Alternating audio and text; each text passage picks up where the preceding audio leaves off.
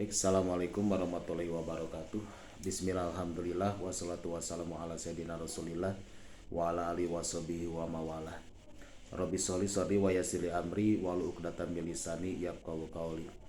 Puji dan syukur kita panjatkan kehadirat Allah. Salawat beserta salam mudah-mudahan selamanya dicurah limpahkan kepada baginda Nabi Rasulillah sallallahu alaihi wasallam.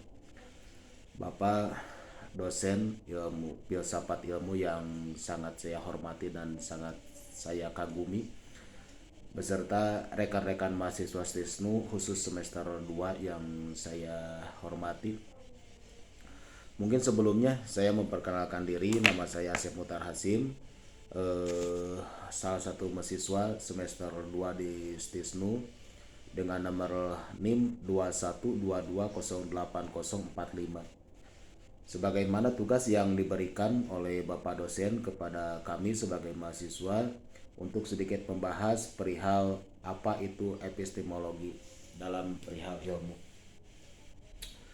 Mungkin para rekan-rekan terutama para dosen sudah lebih tahu mungkin perihal apa itu tentang epistemologi ilmu. Saya sendiri insya Allah akan memberikan sedikit keterangan dengan sekemampuan saya, dengan sepengetahuan saya. Dalam beberapa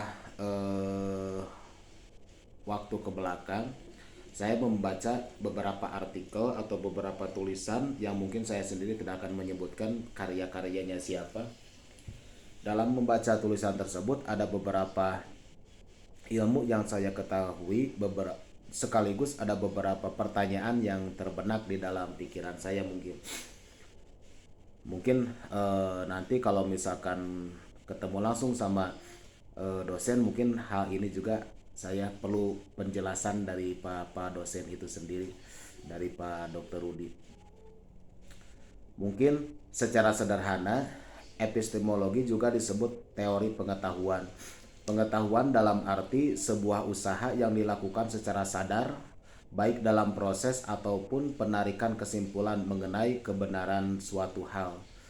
Jadi epistemologi lebih ke asal muasalnya. Ada beberapa pertanyaannya itu mungkin mengapa, kenapa, bagaimana, kok bisa jadi begini, itu mungkin epistemologi.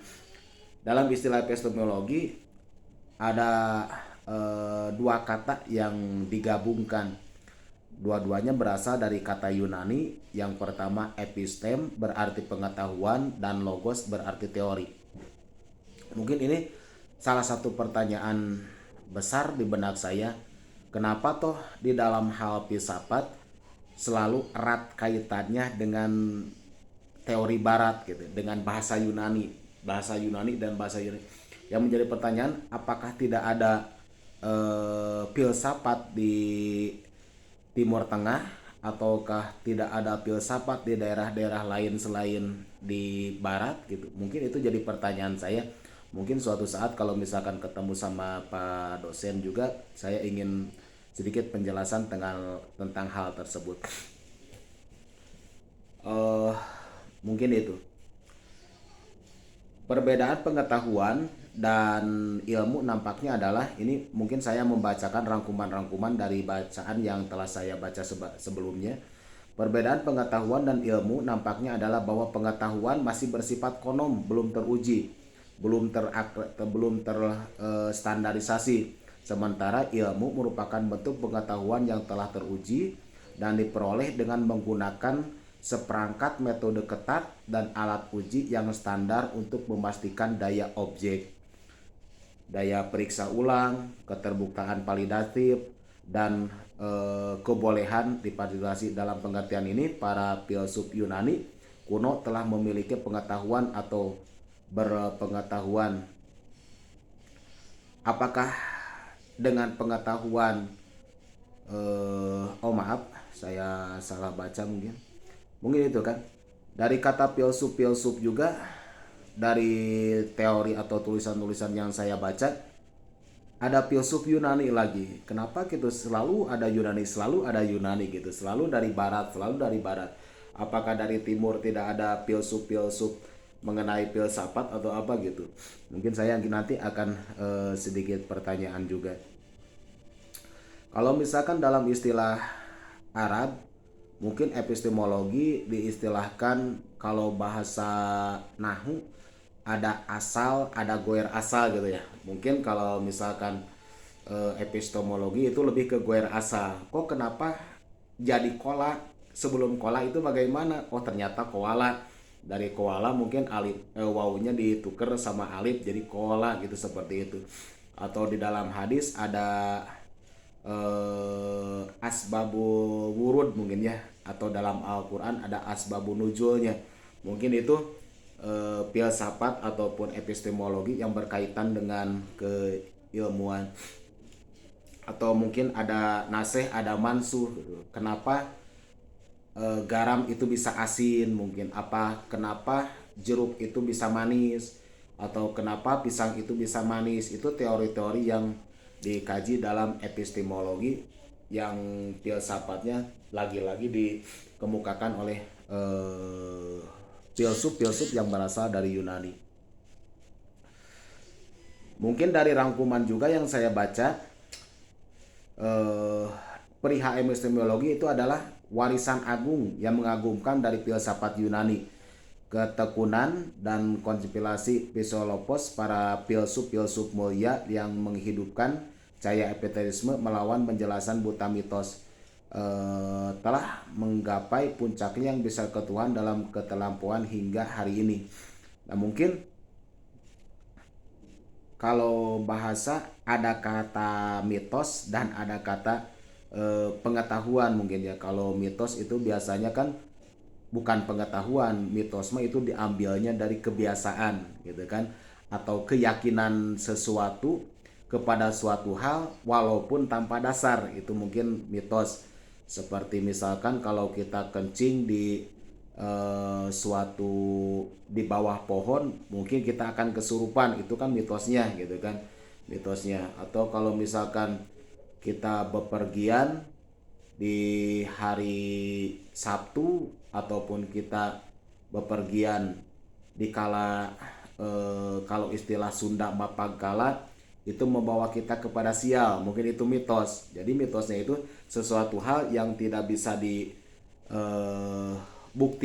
atau tidak bisa diuraikan perihal asal muasal kenapa kita bisa jadi sial, atau kenapa di hari yang jelek ataupun apa.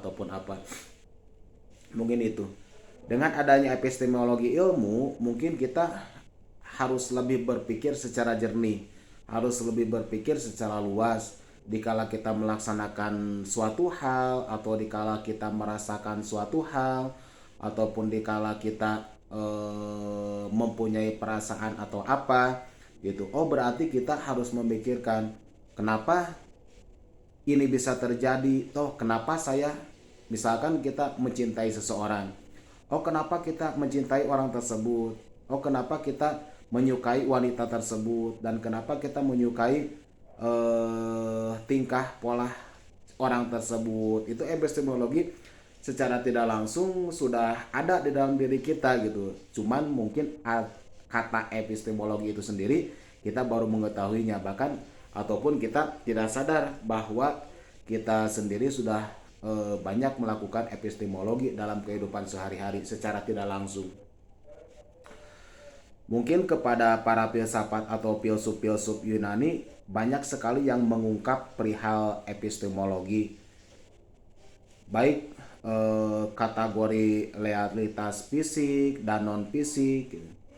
Epistemologi itu sendiri mungkin ada beberapa kategori, ada beberapa istilahnya bagiannya terjadi kepada kita gitu, terjadi kepada yang berhubungan dengan keagamaan juga mungkin gitu. Ada yang mengambil sunnah dan hadis doang, ada yang cuma mengambil hadis dan Al-Quran, ada yang mengambil Quran, hadis, sunnah, ijma sama kias gitu kan. Itu mungkin itu pemikiran etimologi gitu. Terus mungkin seperti yang tadi saya ceritakan, perbedaan pengetahuan dan ilmu nampaknya adalah bahwa pengetahuan bersifat konom. Kalau pengetahuan gitu kan belum teruji gitu. belum standarisasi. Sementara ilmu merupakan bentuk pengetahuan yang telah teruji gitu. Antara ilmu dan pengetahuan itu eh, kata yang hampir sama, tetapi tetapi jelas berbeda gitu dalamnya. Seperti kan kata tadi ada konom, kalau konom pengetahuan itu kan belum teruji. Seperti kita merasakan bahwa gula itu manis, itu cuma pengetahuan kita gitu kan, tapi belum teruji. Kalau misalkan ilmu, toh kenapa gula itu jadi manis? Oh, karena gula mengapa? Karena gula mengandung zat apa gitu sehingga gula tersebut menjadi manis. Ataupun seperti tidak bisa menyatunya antara minyak dan air mungkin. Kalau pengetahuan ya cuma pengetahuan, ya bagaimanapun juga antara minyak dan air tidak mungkin bisa menjadi satu, mungkin seperti itu. Tapi kalau misalkan dengan ilmu, oh ternyata menurut gaya fisika antara minyak dan air itu tidak mungkin bersatu. Kenapa? Karena mungkin daya berat air itu daya berat air lebih berat daripada daya zat minyak. Makanya yang ringan sama yang berat itu tidak akan bersatu.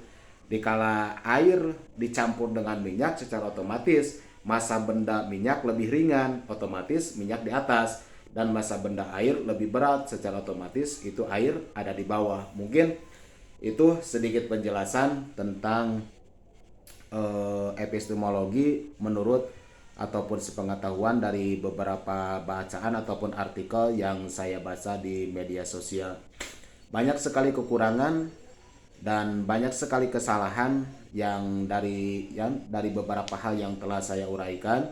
Mohon maaf atas segala kekurangan dan keterbatasan saya, terutama kepada Bapak dosen mengenai penjelasan tentang epistemologi. Benarnya dari Allah Subhanahu wa taala. Oke, kesalahan jelas merupakan kesalahan dan kebodohan saya. Assalamualaikum warahmatullahi wabarakatuh.